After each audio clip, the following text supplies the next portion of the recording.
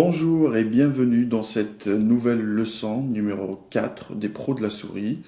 Nous avons vu pas mal de choses dans les leçons précédentes.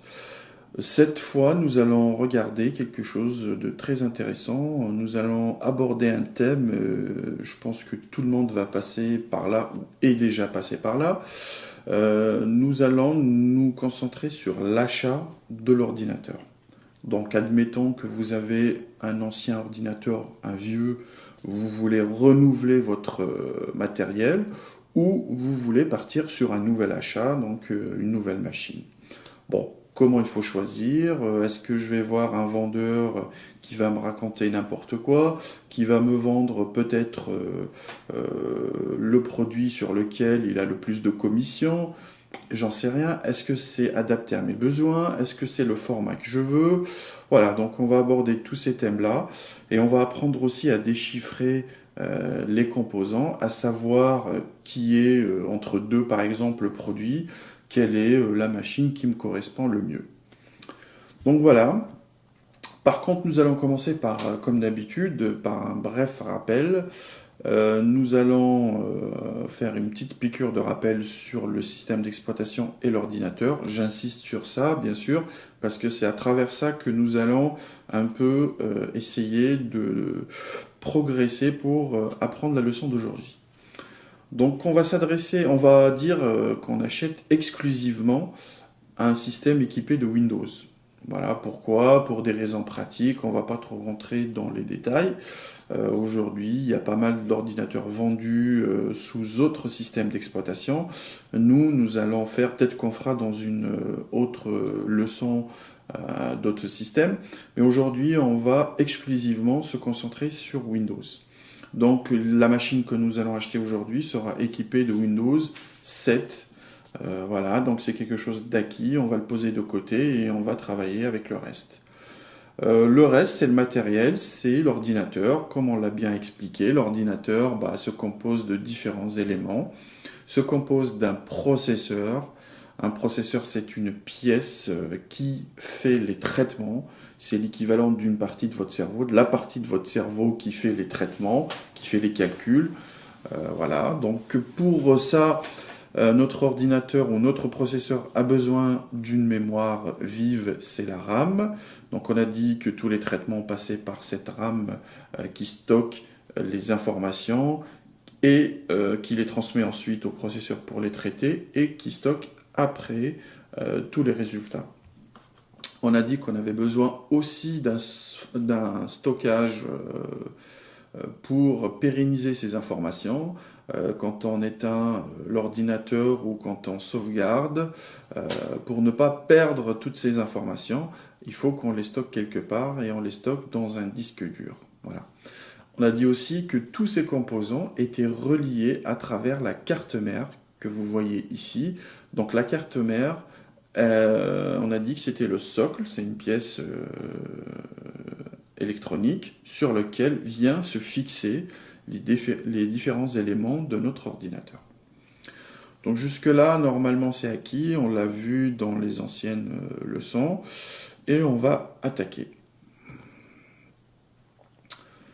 Alors l'usage, quel usage? Donc un utilisateur, il y a plusieurs usages, c'est comme les voitures.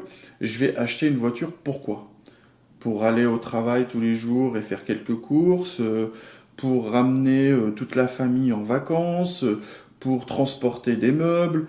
Voilà, ça dépend de l'usage. Chaque usage nous a ses contraintes et nous impose de réfléchir et de voir comment choisir notre machine. Donc on va commencer par un usage basique. Un usage basique, c'est l'utilisateur basique, l'utilisateur lambda. Allez, on va dire 80% de la population qui a un ordinateur l'utilise pour un usage basique. C'est quoi l'usage basique? C'est en premier, on l'utilise pour aller sur Internet. On va sur Internet, on va sur un moteur de recherche. Hop, allez, on va sur Google par exemple, et hop, on tape une recherche, je cherche une ville, je cherche une adresse, je cherche un numéro de téléphone, je cherche un terme, etc., etc. Voilà. Vos enfants peuvent l'utiliser par exemple pour faire des recherches, pour leurs exposés, des choses comme ça. Je l'utilise aussi pour envoyer des mails, consulter des sites, voir les informations sur le net. C'est un usage tout à fait banal et classique. Je l'utilise aussi pour aller sur les réseaux sociaux, pour garder contact avec mes amis, mes proches, ma famille, etc., etc. Donc Internet dans son usage, on va dire, le plus basique. Ça, c'est la première utilisation. On peut l'utiliser aussi dans les travaux de bureautique. Donc on a besoin de rédiger un courrier, on rédige un courrier vite fait à la maison, on l'imprime et puis voilà, c'est parfait, il n'y a pas de souci. On gère ses comptes, les comptes du foyer, par exemple sur un logiciel, un tableur qui nous permet de gérer notre budget, de gérer nos dépenses, etc. Voilà, donc la bureautique que vous connaissez tous et les logiciels qui font tout ce travail-là. Nous allons voir aussi que un usage basique, on peut jouer occasionnellement, c'est-à-dire bon voilà, j'utilise les jeux qui sont installés dans Windows. Il y a, je sais pas, par exemple le démineur ou le solitaire ou le jeu d'échecs ou peu importe. Voilà, où je joue à des jeux que j'ai achetés dans le commerce, des jeux 2D ou des jeux qui ont quelques années d'âge, pas très très récents. Mais voilà, ça me suffit de temps en temps, ça m'aide à me détendre et c'est parfait. Donc ça, on a l'usage basique, donc l'usager ou l'utilisateur basique va utiliser sa machine pour faire ça, entre autres. On a un deuxième type d'usage, on a un usage intermédiaire. C'est-à-dire là, on n'est plus dans une approche classique où je vais juste faire quelques travaux, j'allume de temps en temps mon ordi voilà, pour aller sur Internet et faire quelques travaux. Là, je l'utilise un peu plus. Donc un peu plus en termes de temps et en termes aussi d'application. Donc j'ai plusieurs programmes en exécution. Voilà, j'ai quelques programmes qui sont en exécution en permanence, en tâche de fond, ou que j'appelle de temps en temps, que je remets sur le bureau, j'utilise et que je les mets à côté.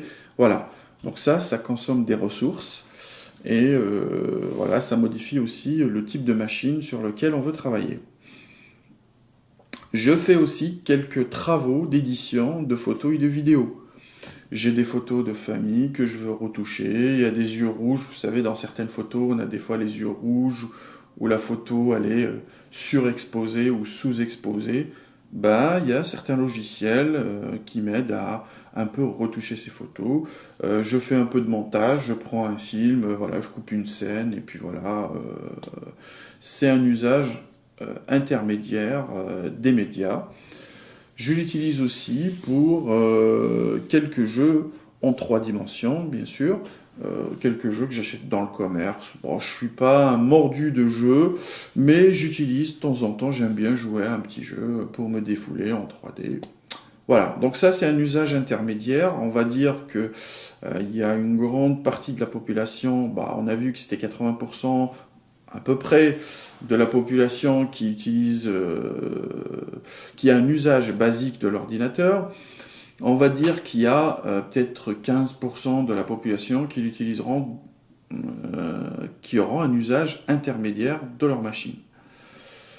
Ensuite, comme vous vous en doutez, nous allons passer à un usage intense. C'est-à-dire l'utilisateur, c'est un professionnel qui utilise une machine ou quelqu'un qui l'utilise vraiment d'une manière très très intense. Donc qu'est-ce qu'il va faire ? Il aura plusieurs programmes lourds en exécution. Et des programmes lourds, ça veut dire des programmes qui consomment beaucoup de mémoire. D'accord ? Et beaucoup de ressources du processeur. C'est des programmes qui nécessitent pas mal de patates pour que l'ordinateur puisse rester fluide et stable. En même temps que plusieurs programmes lourds sont en train de s'exécuter, on fait de l'édition et de la conception graphique. Là, c'est un domaine vaste, c'est plus de l'infographie que pour les grands utilisateurs, c'est plus quelque chose de spécifique, de spécialisé. Il y a des logiciels professionnels qui sont assez chers, assez coûteux et qui sont vraiment remarquables et complexes. Donc, l'utilisateur intense aura plusieurs logiciels, un, deux, voire plus, qui vont consommer beaucoup de ressources et va fabriquer, va faire de la création ou de la modification, de la retouche, de la vidéo, des images de synthèse, des spots, des clips, etc., etc., comme vous voyez des fois à la télé, des gens créatifs qui font pas mal de choses. Ça peut être aussi un grand joueur. Un grand joueur, ce qu'on appelle les hardcore gamers, c'est les joueurs, les mordus du jeu vidéo.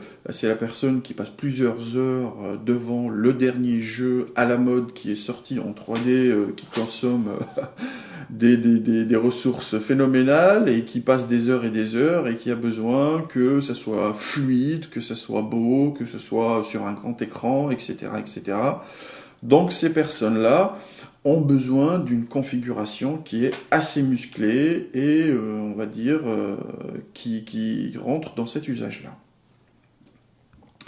Donc on a vu qu'il y avait l'usage basique, l'usage intermédiaire et l'usage intense. Maintenant, le format. Quand vous allez dans un magasin pour acheter un ordinateur, si vous avez fait déjà l'expérience, le vendeur va vous dire, bon, vous allez l'utiliser pour quoi ? Vous utilisez quoi comme programme? Vous voulez quoi? Vous voulez un portable, un PC de bureau, voilà. Donc c'est des questions, faut mieux se les poser avant d'arriver dans le magasin ou d'acheter sur Internet.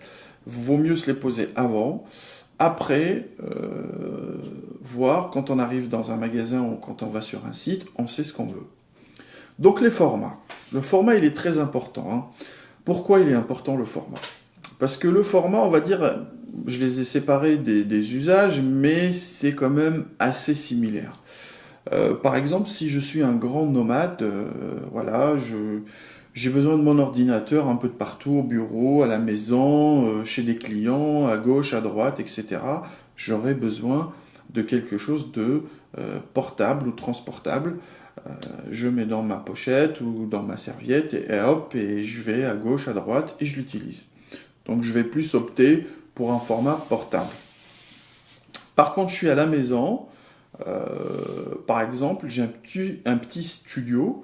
J'ai pas assez de place. Je sais que si j'achète un format bureau, par exemple, un ordinateur au format bureau, ça me prendra un peu plus de place. Donc un portable, je pourrais l'utiliser sur le canapé, dans mon lit, à gauche, à droite, voilà. Ça peut être pratique. Donc voilà, le format, c'est quelque chose de très de primordial et qu'il faut se poser la question avant d'aller acheter voilà, sur des critères de beauté ou de prix. Bon, on va commencer avec les formats. Donc le premier format, vous vous en doutez, c'est le format de l'ordinateur portable. Aujourd'hui, avant, il y avait beaucoup plus d'ordinateurs de bureau. Aujourd'hui, quand on va sur les rayons, c'est vrai qu'il y a de moins en moins d'ordinateurs de bureau et il y a de plus en plus d'ordinateurs portables. Pourquoi? Parce que, en termes de ressources ou de configuration, on arrive à des niveaux similaires, grosso modo, hein, que celle d'un ordinateur de bureau. Alors pourquoi s'encombrer avec les fils, avec plusieurs prises, avec plusieurs choses, alors qu'il suffit qu'on ait un portable, il y a tout dedans, j'ai pas besoin de souris, j'ai un trackpad où je peux aller à gauche, à droite, j'ai les boutons qui sont fixes, tout est là, l'écran ne bouge pas, c'est très bien. Donc ça c'est le format portable. Il faut faire attention aussi, portable, qui dit portable dit autonomie. Si vous l'utilisez à la maison parce que vous n'avez pas beaucoup de place ou parce que vous n'avez pas besoin d'un grand ordi, juste un petit portable vous va, ok, il est branché sur le secteur, sur la prise, il n'y a pas de problème. Par contre, si vous êtes un grand nomade, il faut faire attention à la batterie. Est-ce que cette batterie, combien de temps elle va durer, l'autonomie, est-ce que je peux rester 4 heures, 6 heures, 8 heures, etc. Combien je peux rester sans brancher cet ordinateur sur une prise.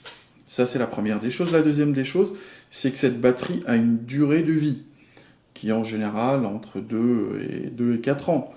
Donc, on peut être amené à la changer et c'est un budget supplémentaire. On a dit les avantages, c'est petit, il n'y a pas de fil, c'est pas très lourd, c'est facile à utiliser, c'est compatible parce que tout est dans le même package, il n'y a pas plusieurs pièces à gauche et à droite qu'il faut installer, désinstaller, etc. Il y a des inconvénients, c'est que ce type de matériel il est fragile, donc l'écran il est fragile, si on le fait tomber, bah voilà, c'est fini, il faut prendre une assurance.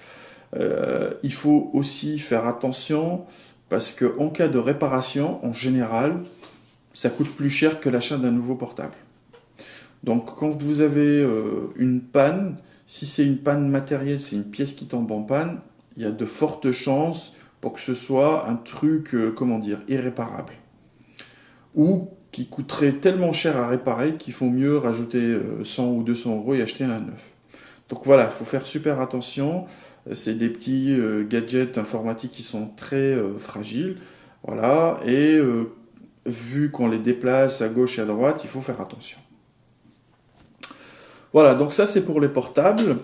Il y a, depuis quelques années, il y a 2-3 ans, là, il y a une nouvelle génération qui est sortie. Bah, le progrès l'oblige. C'est les mini. C'est le même portable, sauf qu'il est plus petit, rikiki, voilà, plus léger, plus compact. L'inconvénient de cette machine-là, premièrement, c'est, comment dire, on n'est pas le confort visuel par rapport à un écran un peu plus grand. C'est vrai qu'on peut taper, rédiger, si on a un courrier ou quelque chose à lire, c'est plus agréable pour l'utilisateur. Ça, c'est le premier inconvénient. Le deuxième inconvénient, c'est que les performances sont moindres en général que celles d'un portable. D'accord ? Et pareil, s'il y a quelque chose qui tombe en panne dedans, en général, c'est mort. Mais bon, ça a son utilité aussi. C'est un truc qu'on peut mettre dans un sac vite fait et qui peut servir à un ordinateur d'appoint. On passe aussi maintenant à au deuxième format que vous connaissez tous, c'est l'ordinateur de bureau qui se compose d'une tour qu'on appelle l'unité centrale. Donc cette tour, cette unité centrale, ici vous la voyez dans l'image là, donc c'est là où seront logés tous nos organes, le processeur, la RAM, la carte mère, le disque dur, etc., etc. Tout sera logé là-dedans.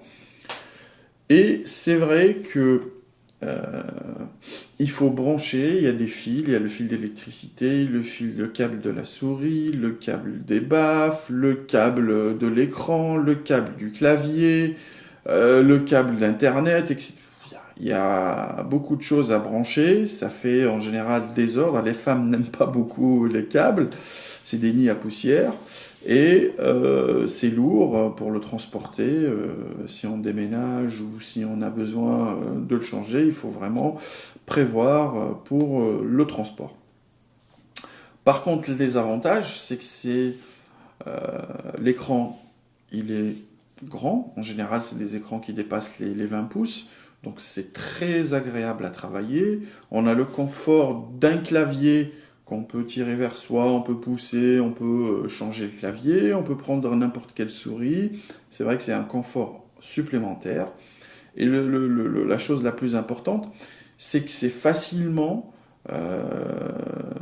réparable. Si on a une pièce qui est HS, ben on sait, ben il faut changer telle pièce, et hop, on ouvre, on change telle pièce. D'accord ? Et c'est facilement, comment dire, si on veut le doper, on veut améliorer les performances, on peut changer une pièce très facilement parce qu'il suffit d'un coup de tournevis et hop, et on fait la transaction. Sauf que dans les ordinateurs portables, c'est pas très évident vu que c'est vraiment compacté et que c'est vraiment spécifique, quoi. Donc on a dit que l'ordinateur de bureau, c'était un ordinateur standard avec des pièces standards. On a la souplesse de changer les composants, de le mettre à niveau si on veut, d'installer beaucoup de choses, et on a de l'espace. Par contre, il y a certains ordinateurs qui font un peu de bruit. Quand il chauffe, il y a les ventilateurs qui font un peu de bruit. Donc quand vous achetez un ordinateur, faites attention à ça aussi, hein. S'il est dans le salon, c'est pas grave, ou dans une pièce dédiée à l'informatique, c'est pas grave. Mais s'il est dans la chambre où vous dormez, donc il faut d'abord faire attention à ça, voir, demander, poser des questions au vendeur, ne pas hésiter s'il fait du bruit, s'il fait pas, voilà. Comme pour le portable, on l'a dit, le progrès l'impose, donc il y a un format mini. Aujourd'hui, on arrive à faire des petites tours, des unités centrales, hein. J'ai dit bien que c'est cette partie, hein, c'est l'écran là, et c'est seulement un écran qui est branché à cette unité centrale, ou cette tour. Donc là, on a des formats mini, qui sont très bien. Voilà, donc c'est une nouvelle génération de composants qui rentrent dedans et qui est miniaturisé, qui nous permet d'avoir un espace, faire un compromis quelque part entre le portable et l'ordinateur de bureau. Mais bon, on verra un peu après, parce que c'est limité en termes de puissance. Voilà. Alors il y a un autre format, c'est un sous-format ou un format hybride, mais bon, je le cite là, c'est pour qu'on comprenne un petit peu quand vous allez, comme je vous ai dit, dans un magasin ou sur un site internet qui vend des ordinateurs, vous allez voir un peu, vous n'allez pas être pris au dépourvu, vous allez reconnaître facilement les produits. Il y a ce on appelle les tactiles, les tout en un et les tactiles. Qu'est-ce que ça veut dire? C'est des ordinateurs où tout est intégré dans le socle de l'écran. C'est-à-dire tous les composants, ils sont derrière l'écran. D'accord? Dans l'épaisseur qu'il y a derrière, on a mis les processeurs, la carte mère, les cartes mémoire, etc., etc. Et en général, on l'utilise, soit on peut l'utiliser avec un clavier et une souris, soit on peut l'utiliser d'une manière tactile, parce que l'écran, c'est un écran tactile, donc, et on peut, voilà. Donc, c'est des ordinateurs qui bougent beaucoup, il y a beaucoup d'innovations dans ce domaine, qui n'ont pas encore atteint leur maturité, donc c'est des ordinateurs qui se renouvellent tous les 6 mois, on a des nouveaux modèles, des nouveaux concepts qui sortent. Bien sûr, vous l'avez remarqué, ils ont un format mini, c'est ce qu'on appelle les tablettes. Vous avez tous entendu parler des tablettes aujourd'hui, il n'y a que ça. Quand on va dans des magasins spécialisés, on voit des tablettes à gauche, des tablettes à droite, c'est des tablettes où il y a Windows qui est installé dessus, il y a d'autres tablettes, il y a d'autres systèmes d'exploitation installés dessus. Et ces tablettes, c'est la même histoire, on a un système d'exploitation et on utilise avec des touches tactiles. Voilà. Donc on a vu qu'il y avait l'usage, voilà, usage basique, usage intermédiaire et usage intense. On a vu qu'il y avait plusieurs formats d'ordinateur. Maintenant, tous les formats ne correspondent pas à tous les usages. Si je suis un utilisateur basique, j'aurai besoin de telle ou telle machine, un intermédiaire, j'aurai besoin de telle ou telle machine, et un utilisateur à usage intense, j'aurai besoin de telle ou telle machine. C'est ce que nous allons voir. Donc, usage-format. Pour un usage basique, je peux prendre l'ensemble des appareils qu'on a vus tout à l'heure. C'est-à-dire un portable d'entrée de gamme, pas très cher, même un mini portable, peut me servir à aller sur Internet, à rédiger un courrier vite fait, ou à suivre quelques informations, à jouer de temps en temps au solitaire. C'est bien, c'est un ordinateur dans la maison, je fais comme la majorité des Français, ça ne me dérange pas. Je peux aussi opter pour un format bureau, un ordinateur de bureau.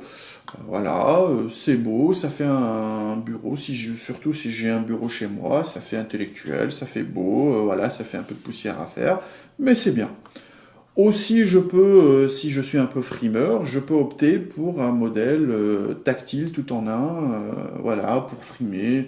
Quand je reçois mes amis ou ma famille, dire bah voilà, t'as vu mon ordinateur, il est beau, il est fort, et voilà, etc., etc. Donc on a vu que voilà, il faut pas trop se poser de questions, c'est selon les goûts, selon le feeling. Est-ce que voilà, on a besoin de quelque chose qu'on doit transporter. Est-ce qu'on a de la place chez soi? Est-ce qu'on a besoin d'un grand écran? Voilà, on se pose ces questions-là. Et une fois qu'on a répondu à toutes ces questions, on dit, ok, si par exemple je suis un étudiant par exemple, je reste un peu chez mes parents, je pars chez un pote pour réviser, je reviens à l'université, j'ai besoin d'un ordinateur, c'est clair que je vais prendre un portable. Et ainsi de suite. Nous allons voir aussi que l'usage intermédiaire, ça demande beaucoup de ressources. D'accord? Donc beaucoup de ressources, c'est-à-dire que ça demande une vélocité au processeur, beaucoup de mémoire, et ça nécessite de la place. Et ces composants performants sont un peu plus grands que les autres, nécessitent beaucoup plus de place, et pour refroidir aussi, ils ont besoin d'espace. Donc on va opter plus pour un portable classique ou un ordinateur de bureau classique, c'est-à-dire pas dans les formats mini. Qui dit format mini dit on va un peu faire l'impasse un peu sur la puissance. Le progrès ne s'arrête pas. Au jour d'aujourd'hui, on miniaturise de plus en plus les ordinateurs et leur puissance augmente. Mais aujourd'hui, on va dire qu'on est toujours esclave de cette loi-là. Si on a besoin d'un ordinateur qu'on veut mettre à jour, qu'on veut par exemple doper dans le futur, qu'on veut garder un peu longtemps, qu'on l'utilise fréquemment, vaut mieux investir dans une machine format standard que mini. Pour tout ce qui est tactile, ça peut être un gadget. Comme je vous ai dit, aujourd'hui, la technologie n'est pas finalisée ça fonctionne très bien, il n'y a pas de souci. Par contre, le format n'est pas standard. Donc, vous risquez d'avoir quelques surprises en optant pour ce modèle-là. C'est pour ça que je vous recommande de prendre soit un ordinateur portable classique, 15 pouces, 17 pouces, voire plus, soit un ordinateur de bureau avec un écran de plus de 20 pouces. Voilà, avec la configuration qui va avec, bien sûr. Pour un usage intense, c'est-à-dire les pros, les gens qui ont besoin de beaucoup de ressources, ces gens-là n'ont pas le choix. S'ils veulent vraiment avoir d'excellentes ressources, on peut avoir des portables qui ont de très bonnes, une bonne configuration. C'est-à-dire c'est des bêtes de course. Mais leur prix, il est tellement exorbitant que, voilà, ça laisse un peu, on va dire, perplexe. Alors, nous avons dit un usage intense. Moi, je vous recommande d'avoir un PC de bureau. Un PC de bureau, pourquoi? Parce que la tour, on peut changer tout ce qu'il y a dedans. Demain, on veut changer de carte graphique, c'est facile. On achète une nouvelle, on la place, on enlève l'ancienne, on place la nouvelle, c'est fait. On veut changer de processeur, pareil. On veut augmenter de mémoire, on ouvre, on achète une nouvelle mémoire vive, une nouvelle RAM, hop, on la branche, c'est bon. On veut un écran plus grand, ok, c'est faisable. Toutes ces choses-là, on ne peut pas les faire, ou on peut les faire très difficilement avec un portable. Voilà. Maintenant, c'est bien. Par contre, il y a une contrainte. Cette contrainte, elle est d'ordre, on va dire, c'est le nerf de la guerre, c'est l'argent. C'est une contrainte financière. Si on prend un ordinateur à usage basique, ça peut démarrer très bas. C'est-à-dire pour 200-250 euros, je peux avoir un ordinateur, mais vraiment pour un usage, mais vraiment basique. Je vous ai dit, aller sur Internet de temps en temps, jouer au solitaire, faire 2-3 documents, voilà. Pas beaucoup de choses, vu les performances et la taille de l'écran. On passe sur un ordinateur intermédiaire, là il faut qu'on mette le prix. En général, on dépasse les 500-600 euros. Et quand on veut un usage intense, la facture elle décolle carrément, quoi. On est au-delà des 1000 euros, voire plus. Voilà, il y a certains ordinateurs qui coûtent 3-4 000 euros plus, voilà, selon les pièces qu'on met dedans. En sachant, il y a aussi quelque chose dans l'informatique, c'est que vous achetez un ordinateur aujourd'hui, dans un an, il vaut quasiment rien. Pourquoi? Parce que ça progresse à une vitesse, mais tellement hallucinante que le processeur qui est super à la mode aujourd'hui, qui coûte par exemple, je sais pas moi, 600 euros, et ben dans un an, il va coûter 150 euros par exemple. Et ainsi de suite. Donc ça va à une telle vitesse. Moi, ce que je vous recommande, c'est de ne pas mettre beaucoup d'argent dans un ordinateur, si vous êtes un utilisateur basique ou intermédiaire, quitte à renouveler votre achat tous les 3-4 ans, à réacheter un ordinateur qui soit à la page, que d'aller quasiment acheter un super ordinateur qui coûte très très cher, que vous allez utiliser vraiment peu, et au bout d'un an, qui va perdre toute sa valeur. Donc c'est ça, les gens qui l'utilisent arrivent à rentabiliser avec leur utilisation intense leur achat. Par contre, la personne qui a un usage basique, ça ne sert à rien d'aller acheter un ordinateur à 1000 euros par exemple. Voilà, vous prenez un petit ordinateur sympa, ça fera l'affaire sans problème. Voilà, donc nous allons passer maintenant aux composants. Nous allons rentrer dans le vif du sujet, dans le détail.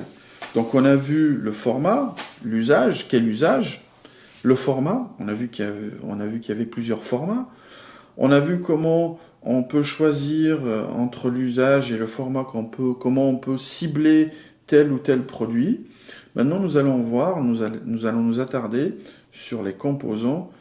Quand vous allez acheter un ordinateur, vous allez au magasin, vous regardez l'étiquette. De quoi il me parle? C'est quoi ça? Giga, Miga, je sais pas. C'est quoi ces trucs-là? VGA, mais je comprends rien. Je comprends rien. Donc ce qu'on va faire, on va essayer un peu de débroussailler un peu cette jungle pour que vous ayez la vue, on va dire, vous dégagée, que vous pouvez choisir en toute objectivité votre produit et pas seulement sur l'esthétique ou autre chose. Donc on a dit que l'ordinateur se composait, on l'a fait au début, on l'a dit au début, on l'a dit avant, on le redit tout le temps, se compose, les composants majeurs, bien sûr il y a d'autres composants, hein, on a expliqué, et ça je vous invite à aller dans les leçons précédentes pour voir tout ça, si vous avez des doutes ou des oublis. Donc notre ordinateur se compose d'un processeur.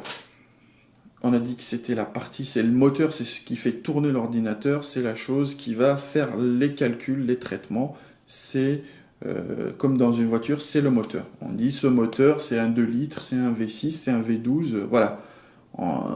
Ça montre la vélocité de cette machine. La RAM, c'est la mémoire qui va aider ce processeur à faire son travail. Donc plus la RAM elle est grande, plus le processeur il n'a pas besoin de faire des allers-retours pour faire ses traitements. Donc plus il est soulagé, plus il va vite. Et il faut que les deux soient au niveau. Le disque dur c'est pareil, pour pouvoir stocker beaucoup d'informations, idem, on a besoin d'une grande capacité pour pouvoir stocker. Et tout ça est collé sur une carte mère. J'ai rajouté, vous voyez ici la carte graphique, on n'a pas parlé de ça avant, donc on va essayer de l'aborder quand on arrivera à la carte graphique. On va essayer d'expliquer un peu ce que c'est et de quoi il s'agit. Mais en premier, on va s'attaquer au maître, au processeur. Donc le processeur,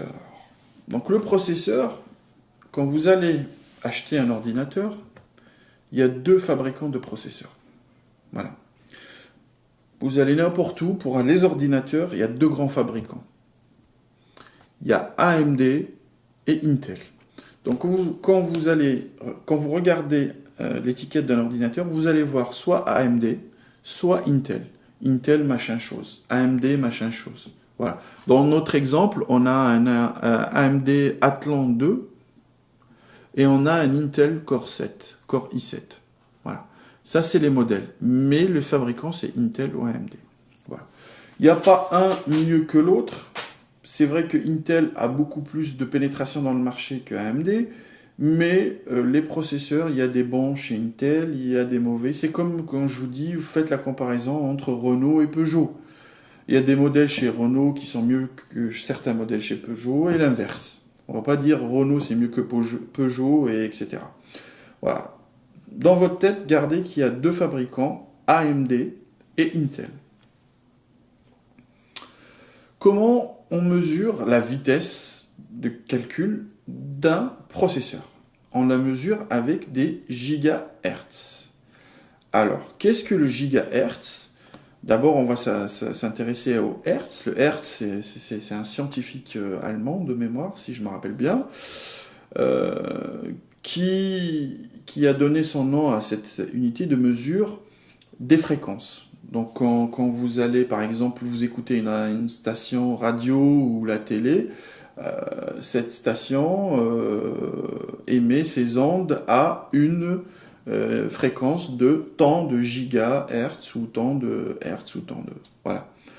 Donc, qu'est-ce que ça signifie le hertz? Hertz, c'est oscillation par seconde. Quand je dis, par exemple, voilà, une fréquence de 2 hertz, ça veut dire que c'est une fréquence qui oscille 2 fois par seconde. Dans les processeurs, on va parler d'opération. C'est-à-dire, le processeur va faire une opération par seconde. Si le processeur il a une vitesse de 1 Hz, ça veut dire qu'il fait une opération par seconde. S'il a une fréquence de 10 Hz, il fait 10 opérations par seconde. S'il a une fréquence de 1 MHz, ça veut dire qu'il fait 1 million d'opérations par seconde. Le méga, c'est comme le kilo, pour les grammes, on a le gramme, le kilogramme, etc. C'est pareil. On a là le hertz, le mégahertz, le kilohertz, le mégahertz, le gigahertz, etc. Donc le hertz, c'est opération par seconde, une opération par seconde. 1 kilohertz, c'est 1000 opérations par seconde. 1 méga, c'est 1 million. 1 giga, c'est 1 milliard d'opérations par seconde. Donc quand vous allez regarder, vous allez voir, ah, c'est un processeur, par exemple Intel, ok, qui est cadencé, sa cadence, c'est-à-dire le nombre d'opérations qu'il fait par seconde, à 3 GHz. Ça veut dire quoi 3 GHz? Ça veut dire 3 milliards d'opérations par seconde. D'accord? Donc maintenant, vous avez deux produits côte à côte. Vous pouvez regarder d'un œil celui-là et de l'autre.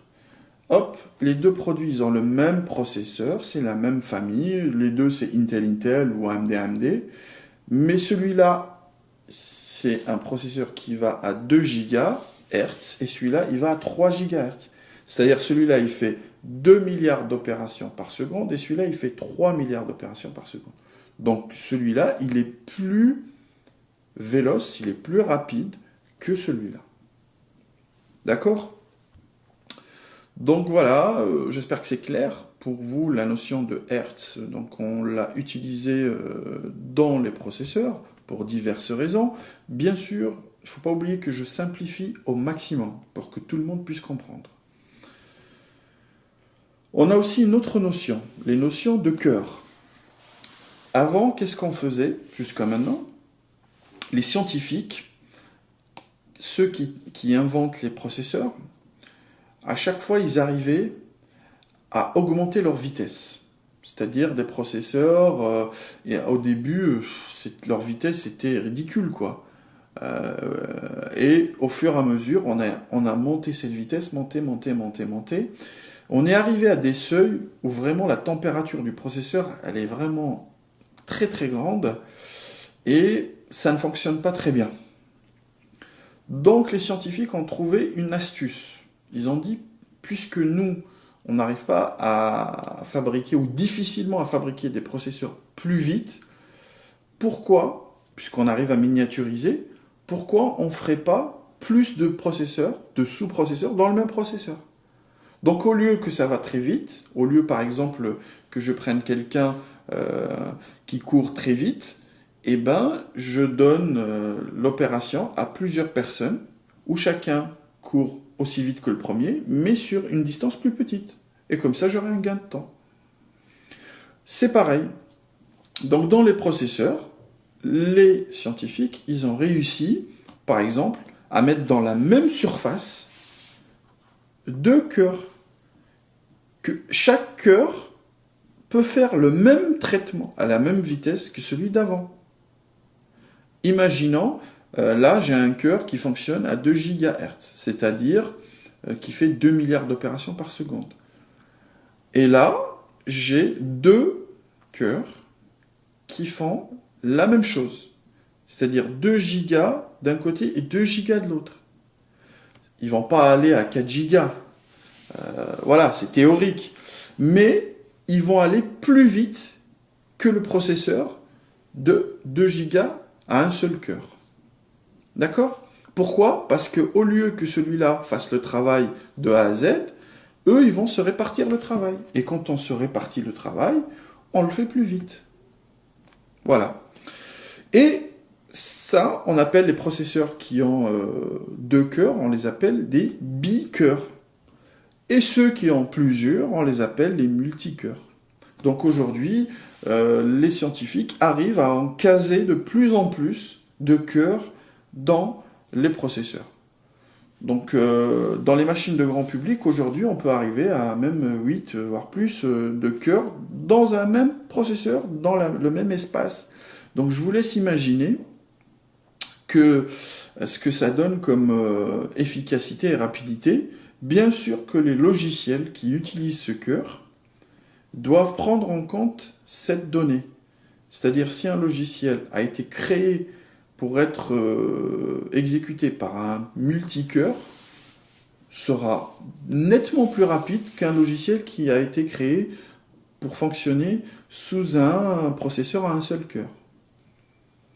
Tout ça, on ne va pas rentrer dans les détails, c'est juste pour vous dire que plus on avance, plus le matériel et le logiciel s'adaptent et cohabitent pour donner des meilleures performances. D'accord? Donc les processeurs, quand vous regardez quelle marque, voilà, le fabricant, Intel, AMD, vous regardez combien il y a de gigahertz dedans, d'accord? Il y a combien d'opérations par seconde, ok? Et vous regardez combien il y a de cœurs. Voilà. Donc vous pouvez vous faire votre idée. Bien sûr qu'en réalité c'est plus complexe que ça, c'est des composants électroniques, il y a d'autres paramètres qui rentrent en compte, mais pour vous, monsieur, madame, tout le monde, vous prenez ces indices, c'est déjà une très bonne base pour faire son choix. D'accord? Et pour comparer entre 2 produits. Donc là c'est le processeur. On va passer à la RAM. La mémoire vive, donc cette mémoire vive, elle a une unité de mesure. On peut la mesurer, c'est-à-dire c'est comme une bouteille d'1 litre, la contenance c'est 1 litre. Et pas pareil pour les RAM. Les RAM, elles ont une contenance de 2 gigas, de 4 gigas, de 1 giga, etc., etc. Alors le giga, ça signifie gigaoctet. D'accord? Gigaoctet. Ça veut dire quoi, gigaoctet? Donc giga, on l'a dit avant, il y a le kilo, le méga et le giga. Le kilo, c'est fois 1000, le méga, c'est fois 1 million, le giga, c'est fois 1 milliard. Octet maintenant, c'est quoi un octet? L'octet, c'est l'unité de mesure en informatique. Elle mesure la quantité de données. Donc à chaque fois qu'il y a des données, que ces données soient dans la mémoire vive, ou dans le disque dur, ou dans une disquette, ou dans une clé USB, à chaque fois qu'il y a des données, ces données sont mesurées, pesées quelque part, et l'unité de mesure, c'est les octets. D'accord? On ne va pas rentrer dans les détails, mais il faut juste garder dans sa tête que l'octet, c'est un paquet de données, voilà, une quantité de données. Hop, on a dit cette quantité de données va donner un octet. D'accord? Pour vous donner un exemple, une chanson en MP3 par exemple, qui dure 5 minutes, c'est l'équivalent de, allez, on va dire 4 mégaoctets. D'accord? Un peu plus de 4 millions d'octets. Un film que vous regardez, un film en DivX, sur votre ordinateur, un film fait à peu près la taille de 700 mégaoctets. C'est-à-dire il fait un peu plus de 700 millions d'octets. Vous voyez, c'est énorme. Hein, et un DVD, il fait 4 gigaoctets à peu près. Un giga, on a dit, c'est 1 milliard. Donc il fait un peu plus d'1 milliard, de 4 milliards d'octets. Donc vous voyez, hein, plus il y a de données, plus l'unité de mesure elle s'adapte, et ainsi de suite. Donc là, on a fait un petit exemple. 1 kilooctet est égal à 1024 octets. 1 mégaoctet, MO, kilo c'est KO, mégaoctet c'est MO, est égal à 1 million et quelque chose d'octets. 1 gigaoctet, GO, 1 milliard et quelque chose d'octets. 1 téraoctet est égal à 1000 milliards et quelque chose d'octets. Voilà. Donc, quand on parle, dorénavant, hein, on parlera de quantité de données, on parlera d'octets. Voilà, c'est aussi simple que ça. Donc, quand vous allez vous acheter votre ordinateur, vous regardez la barrette mémoire, vous allez voir mémoire vive ou RAM, ça dépend des enseignes ou des sites qui mettent l'étiquetage. Donc, soit ils mettent mémoire vive ou ils mettent RAM, vous allez voir un chiffre à côté. Soit 1 giga, 2 giga, 3 giga d'octets, 1 giga d'octets, un GO. Voilà. Vous saurez ce que ça signifie. D'accord ? Bon, il y a deux types de RAM, il y a... voilà, on ne va pas rentrer dans les détails, mais pour vous, déjà, si vous avez la quantité de mémoire qu'il y a dans cette RAM ou dans cette mémoire vive, c'est déjà très bien. On passe au stockage. Le stockage, c'est les disques durs. Donc on a dit que l'unité de mesure, c'est des données, donc c'est le gigaoctet ou le mégaoctet ou le kilooctet, c'est l'octet. D'accord ? Avec 6 multiples. On va regarder un autre aspect du disque dur qu'on n'a pas vu avant. Cet aspect, je vous expliquais avant que le disque dur, c'était un disque en métal, ou plusieurs disques superposés en métal, qui tournent autour d'un axe, et il y a une tête de lecture, une tête d'écriture, qui permettent de lire, d'écrire, et ce disque qui tourne. Voilà, gardez en tête nos vieux tourne-disques, c'est le même principe. Bon, ça change bien sûr, mais le principe est le même. C'est comme pour les disques de vinyle. Là, vous vous rendez compte que plus le disque tourne rapidement, plus on pourra lire et écrire les informations rapidement. Donc, il y a une autre donnée, au-delà de la capacité de stockage de ce disque dur, c'est combien de tours par minute fait ce disque dur. Donc, ces données, généralement, c'est soit 5400 tours minute, soit 7500 tours minute. Bon, il y en a plus, ça coûte hyper cher, mais vous allez tomber sur l'un ou l'autre dans le grand commerce. Donc si je tombe sur deux disques durs qui ont la même capacité, admettons ce disque dur il fait 500 gigaoctets, et ce disque dur fait pareil, 500 gigaoctets, c'est-à-dire plus de 500 milliards de données, d'octets. Qu'est-ce que je fais ? Je les pose côte à côte, celui-là il va à 5400 tours minute, et celui-là il va à 7000 tours minute. Donc, ils ont la même capacité, mais dans celui-là, je pourrais écrire et lire plus rapidement que dans celui-là. Donc, le processeur ou la mémoire, ou moi, ou tous les composants vont être soulagés par cette rapidité. D'accord ? C'est un critère important à choisir l'ordinateur. Donc, on a vu le processeur, la RAM, le disque dur, et on va parler de la carte graphique. On ne l'a pas vu avant, donc je vais un peu expliquer la carte graphique. C'est pas quelque chose d'énigmatique ou de compliqué, mais il faut juste comprendre certaines notions. Donc la carte graphique, dans la définition là, que j'ai mis, donc c'est un assemblage de composants électroniques. Bah, jusque-là, il n'y a pas de problème. On les voit là, il y a des composants, des transistors, des puces, des résistances, etc. Chargés, donc cet assemblage de composants est chargé de convertir les données numériques en données graphiques. Ça veut dire que on a, par exemple, dans un jeu, on lance un jeu. À la base, ce jeu, c'est des données numériques. La carte graphique, qu'est-ce qu'elle va faire? Elle va interpréter, calculer ces données numériques et les afficher et les convertir en forme géométrique. Voilà, elle va dire que là, il y a un sol, là, il y a une montagne, là, il y a une personne qui court, là, il y a une explosion, là, il y a ci, là, il y a ça, là, il y a une icône, là, il y a un film qui tourne, là, une image. Voilà, elle va convertir ces données. Ensuite, elle renvoie les images contenues dans sa mémoire, parce qu'elle les stocke, ces images-là, elle stocke l'image qu'elle a créée, elle va la stocker quelque part, et elle l'envoie vers l'écran de l'ordinateur, pour que cet écran nous l'affiche. C'est-à-dire, quand je joue à un jeu, j'ai une voiture, par exemple, dans ce jeu qui marche, et ben, c'est la carte graphique qui est en train de calculer et d'afficher les éléments géométriques.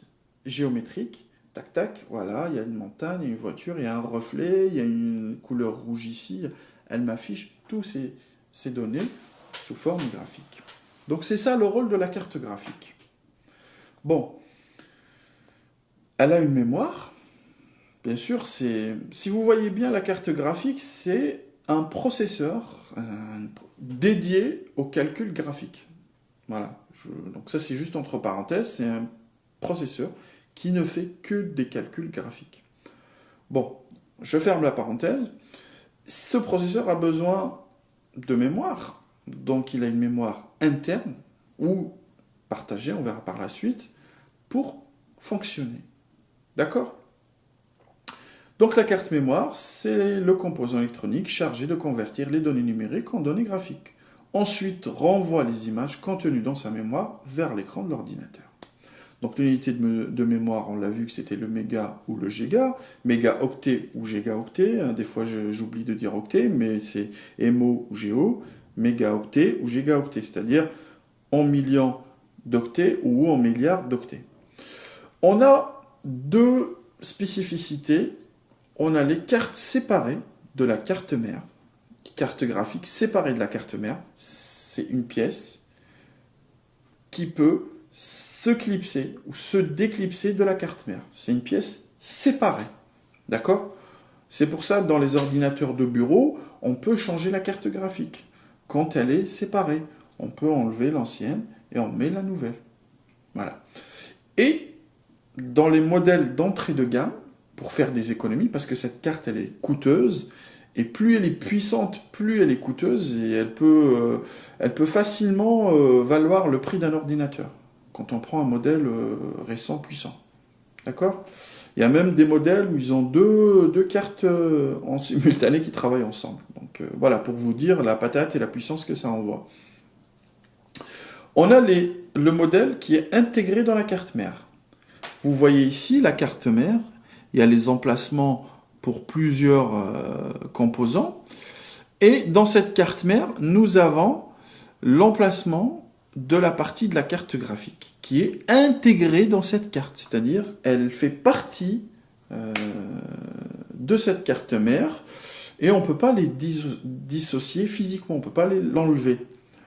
Si elle tombe en panne, on est obligé de changer toute la carte mère. D'où, dans certains ordinateurs, si la carte mère elle tombe en panne, il faut tout recommencer. L'inconvénient de l'avantage déjà, je vais dire les avantages avant les inconvénients, de la carte graphique intégrée à la carte mère, elle ne fait pas de bruit, s'il n'y a pas de ventilateur. Là, vous voyez dans le modèle, c'est pareil, il y a un ventilateur ici, donc ça peut faire un bruit supplémentaire. Là, il n'y a pas de bruit. Ça consomme moins d'électricité parce que déjà elle est intégrée, elle n'est pas très véloce. Et elle ne prend pas beaucoup de place.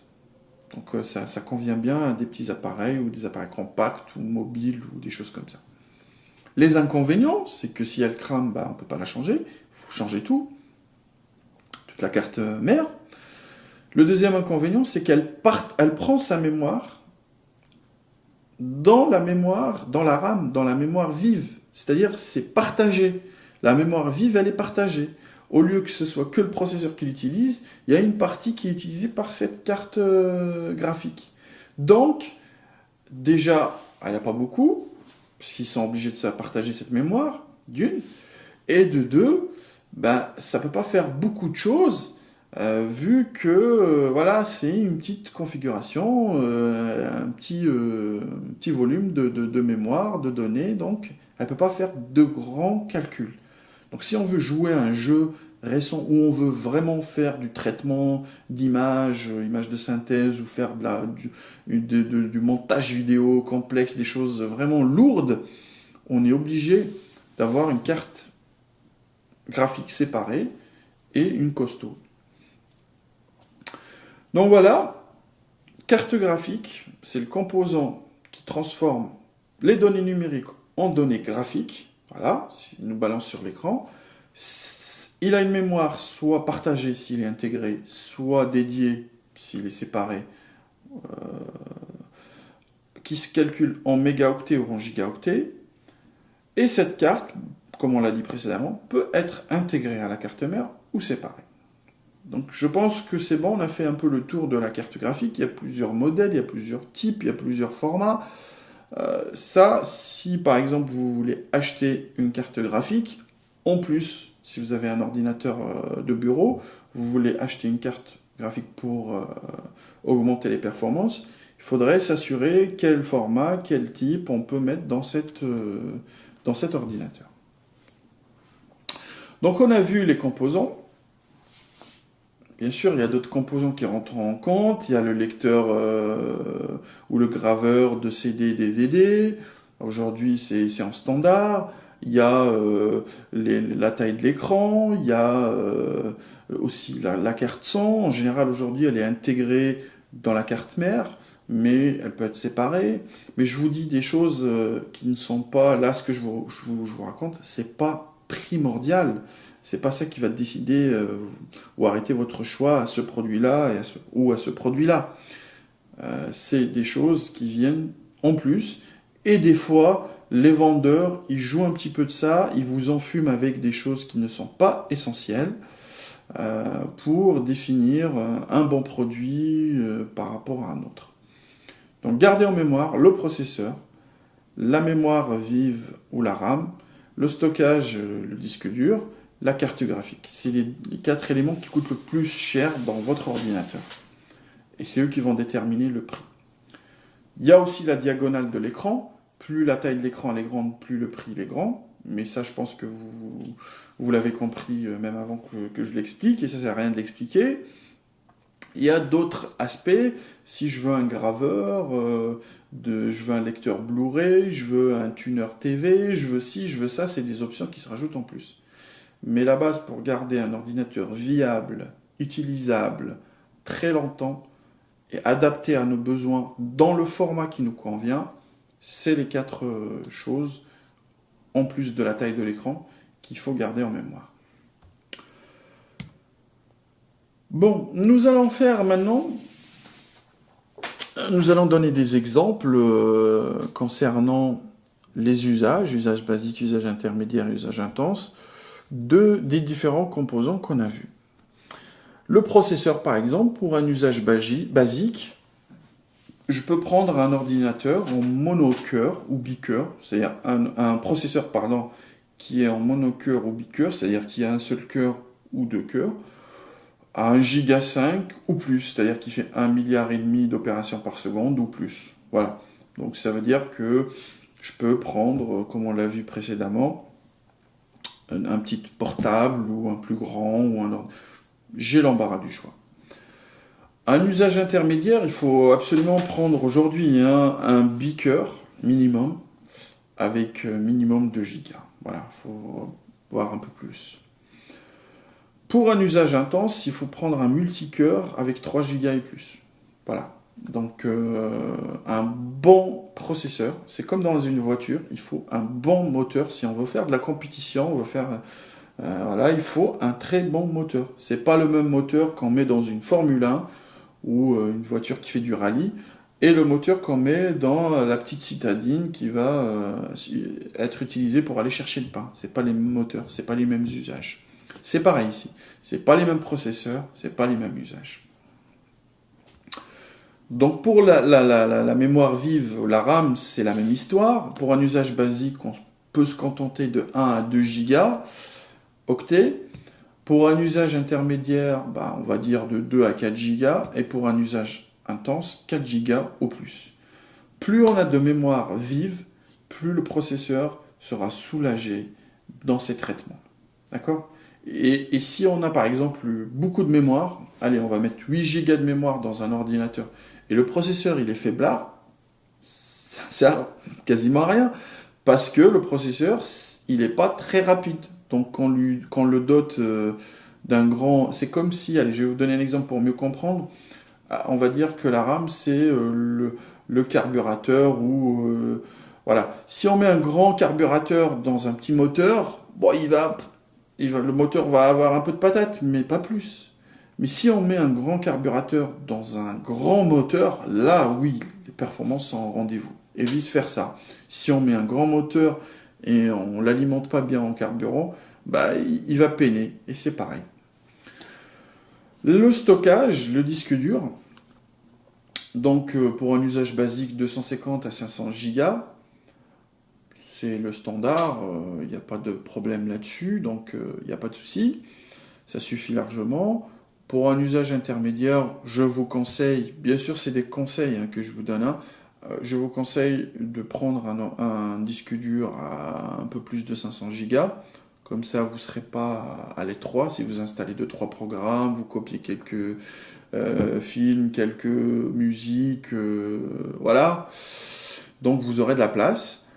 Et pour un usage intense, je vous conseille plus d'un téraoctet, ça c'est sûr, parce que vous aurez besoin de beaucoup de place, de compartimenter le travail pour que le disque dur soit toujours, le disque système soit soulagé, et les autres disques, ça sert au stockage. Dans le cas où vous avez plusieurs disques durs, bien sûr.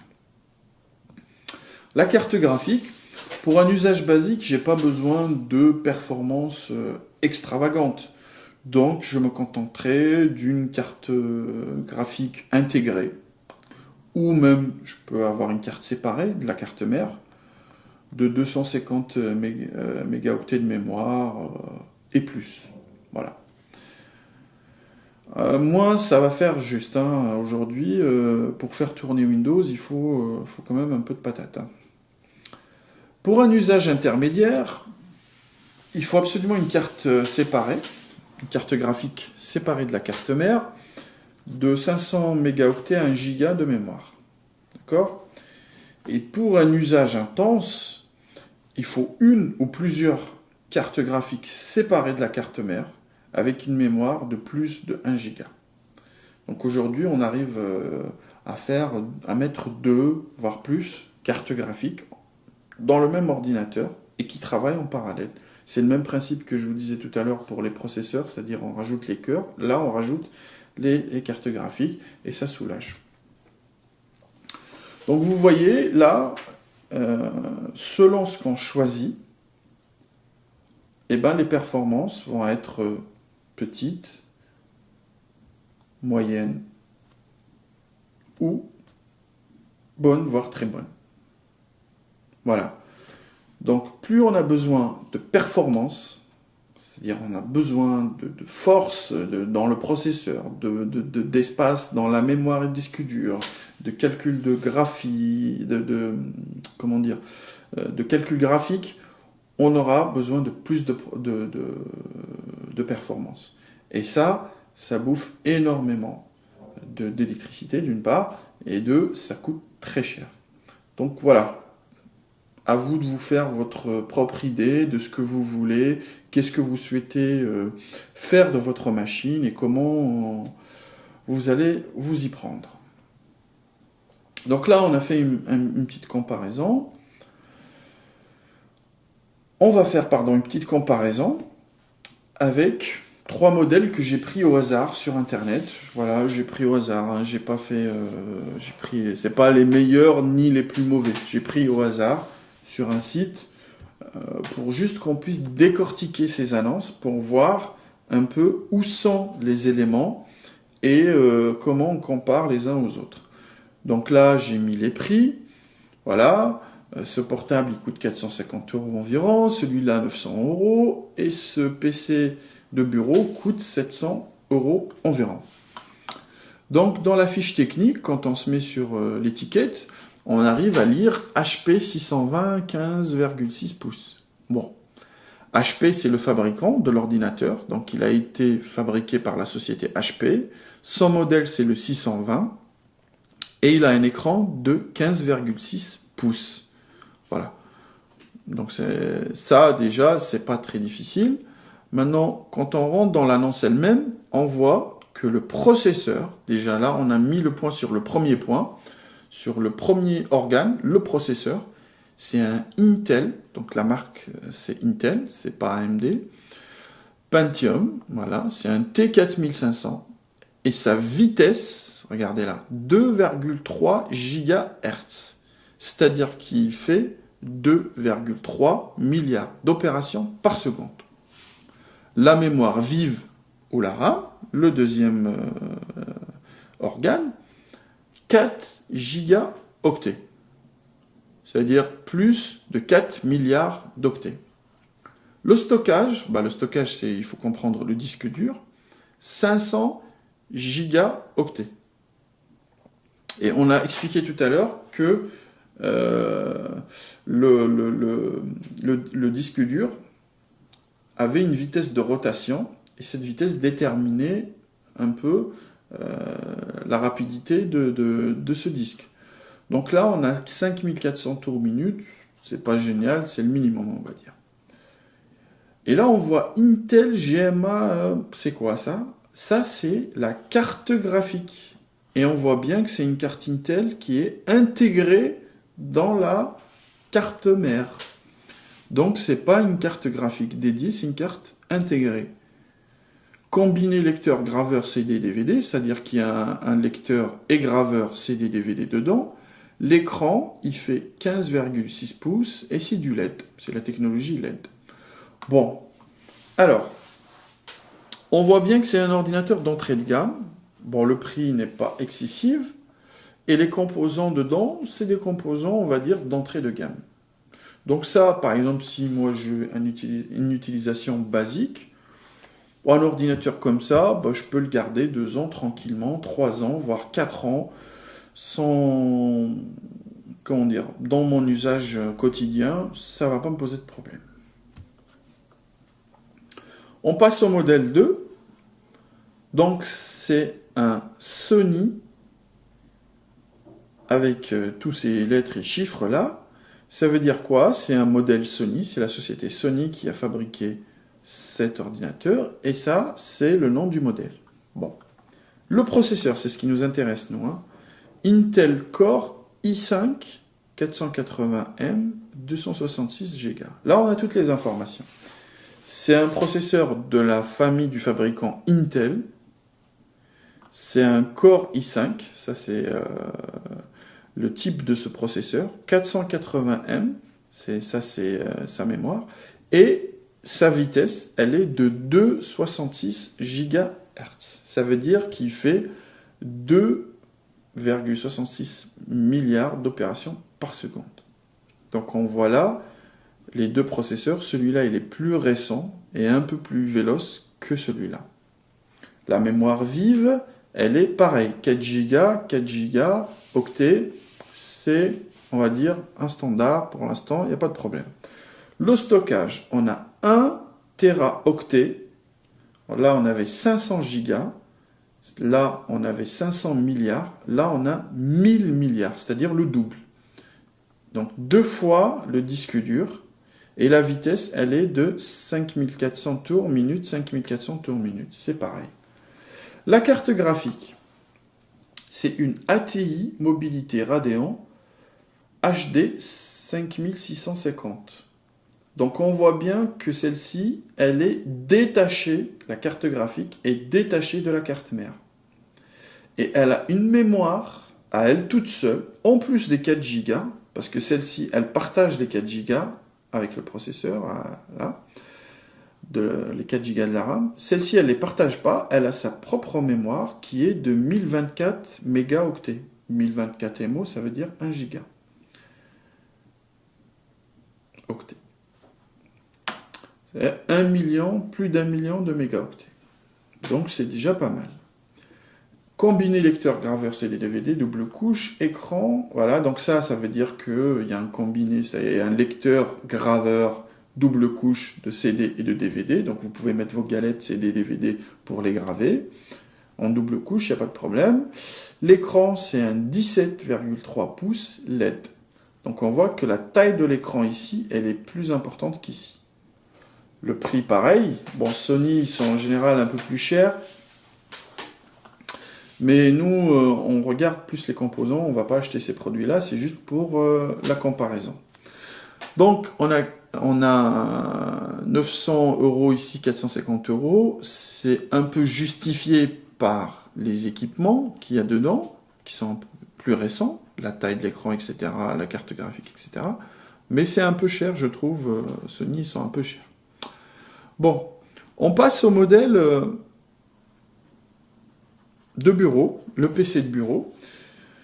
Donc c'est un HP, pavillon, etc., etc., plus 23 pouces LED. C'est-à-dire que c'est un HP, c'est la société HP, c'est comme le premier. Bon, j'aurais pu prendre Acer, j'aurais pu prendre Compaq, j'aurais pu prendre... bon, Compaq c'est presque HP, c'est HP, oui. J'aurais pu prendre n'importe quel autre fabricant. L'essentiel, c'est qu'on sache déchiffrer les caractéristiques. Hein. C'est le plus important. Donc, le HP plus un écran de 23 pouces LED, donc déjà, il a un écran plus grand. C'est un confort. Hein. Le processeur, c'est un Intel Core i3 550 3.2 GHz. Quand on compare avec celui-là, c'est un i5 480M et celui-là, c'est un i3 550. Bon, c'est des modèles de processeurs. Et la cadence, la vitesse d'exécution, celui-là, on était à 2,66 milliards d'opérations. Celui-là, on est à 3,2 milliards d'opérations par seconde. La mémoire vive ou la RAM ne change pas. C'est 4 Go. Ok, très bien. Le stockage, là, j'ai 2 téraoctets. 4500 tours minute, le disque dur, comme on a dit pour les autres. Mais j'ai 2 fois la capacité de celui-là. Là, j'ai 1 Tera, là, j'ai 2. Et j'ai une Nvidia GeForce. C'est une carte graphique séparée et qui a 1024 mégaoctets de mémoire dédiée. Donc, voilà, elle est un peu équivalente à l'autre. On a un combiné graveur CD-DVD double couche et on a un écran 23 pouces avec la technologie LED. Bon, le prix il est de 700 €. C'est plus raisonnable. Vous voyez que le prix là, malgré qu'on a quelques composants qui sont un peu plus supérieurs qu'ici, le prix il est inférieur à celui-là. Celui-là c'est la marque. En général les marques sont chères. Si vous voulez acheter du Sony ou du Apple ou des choses comme ça, vous allez le payer très très cher parce que voilà, c'est une politique de ces marques. Bon, c'est vrai que la qualité, elle est au rendez-vous, qu'ils font beaucoup plus de tests, mais c'est aussi une politique pour dire, bah voilà, nous on est le haut de gamme, on est le cher, et puis voilà. Bon, je vais pas vous faire un cours là-dessus, mais si on compare celui-là et celui-là, on voit bien que celui-là, on peut l'utiliser pour un usage intermédiaire, et celui-là pour un usage basique. Et après, quand on monte dans les gammes, on prend aussi, il y a des modèles plus puissants, plus performants et nettement plus chers. Donc j'espère que vous allez voir, quand vous allez dans les magasins, vous allez voir les étiquettes ou vous allez recevoir les pubs, ou quand vous allez dans les sites internet, vous allez voir les différents produits. Ah, vous saurez faire la différence, vous saurez dire, ah oui, celui-là c'est mieux que celui-là, celui-là il est plus puissant, celui-là il est plus autonome, celui-là il est plus rapide, celui-là il est ci, celui-là il est ça. Et que ça vous aide dans votre démarche. Toutes ces questions qu'on a posées, ces réponses qu'on a données, vont vous aider dans vos démarches, soit à changer d'ordinateur, à prendre un plus récent, soit à passer à faire votre premier achat d'ordinateur. Donc voilà, nous avons achevé cette leçon numéro 4. J'espère qu'elle a été bénéfique pour vous, que vous avez appris pas mal de choses, et j'espère que vous allez devenir très rapidement les pros de la souris. Au revoir.